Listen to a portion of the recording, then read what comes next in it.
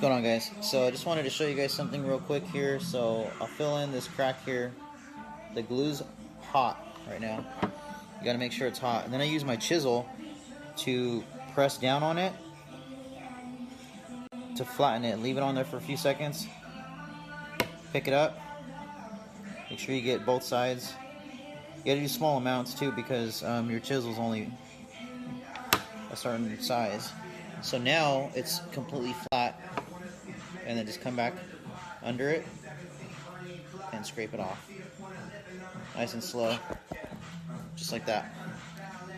So I know there's another brand out there that has a press, but I don't have a press, so I use the steel from my chisel, and this is only a 3/4 inch. I have a 1 inch for wider spots, and press it down. It cools the glue and hardens it, so you can't do large areas unless you're going to go horizontal,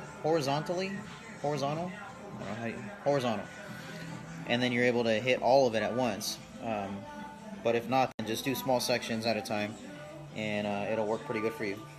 So give it a try.